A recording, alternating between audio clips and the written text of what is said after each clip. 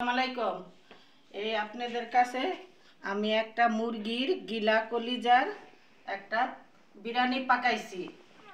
এই বিরিয়ানিটার মধ্যে আমি জায়ফল জৈতিক যা মশলা বিরিয়ানির দেয় সব কিছুই দিছি।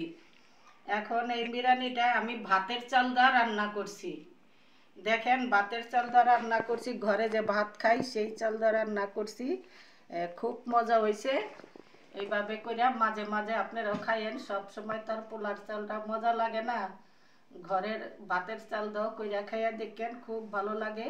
গরম পানি আগে চুলায় বসাইছি, বসাইয়া তারপরে গরম মশলা জায়ফল জৈতিক যা আছে পানির মধ্যে দিছি, এলাচি দারচিনি দিয়া অনেকক্ষণ বলকাইয়া তারপরে এই চালটারে আমি ছাড়ছি।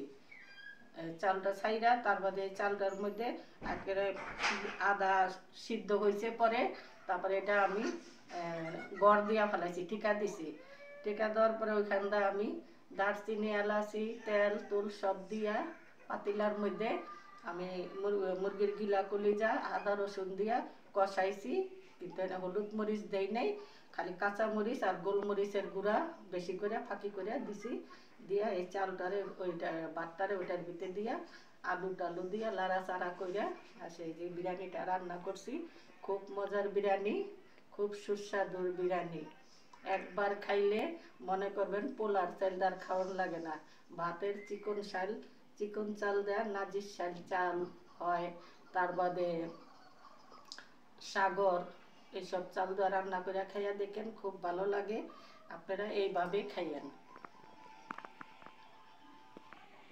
আর আমারে লাইক করেন, শেয়ার করেন, কমেন্ট দিয়েন, সাবস্ক্রাইব করেন, আমার চ্যানেলটার পাশেই থাকেন।